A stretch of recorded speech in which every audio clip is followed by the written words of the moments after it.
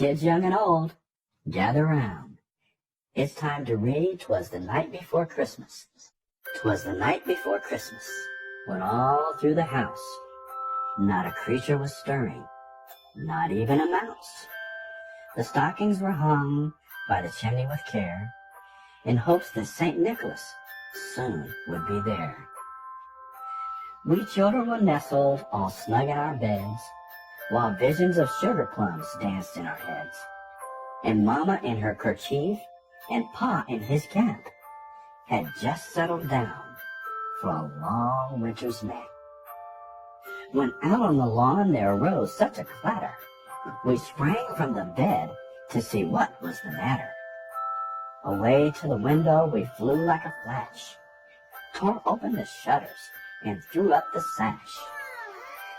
The moon on the crest of the new-fallen snow gave the luster of midday to objects below, when what to our wondering eyes should appear but a miniature sleigh and 8 tiny reindeer, with the little old driver so lively and quick, we knew in a moment it must be Saint Nick. More rapid than eagles, his reindeer they came, and he whistled and shouted and called them by name. Now Dasher, now Dancer, now Prancer and Vixen, on Comet, on Cupid, on Donner and Blitzen, to the top of the porch, to the top of the wall. Now dash away, dash away, dash away all, as dry leaves that before the wild hurricane fly, when they meet with an obstacle, mount to the sky. So up to the housetop the reindeer they flew, with the sleigh full of toys, and St. Nicholas too. And then in a twinkling we heard on the roof the prancing and pawing of each little hoof. As we drew in our heads and were turning around, down the chimney St. Nicholas came with a bound. He was dressed all in fur from his head to his foot, and his clothes were all tarnished with ashes and soot. A bundle of toys he had flung on his back, and he looked like a peddler just opening his pack. His eyes, how they twinkled, his dimples how merry. His cheeks were like roses, his nose like a cherry.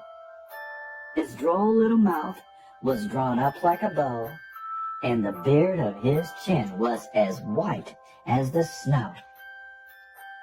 He had a broad face and a little round belly that shook when he laughed like a bowl full of jelly.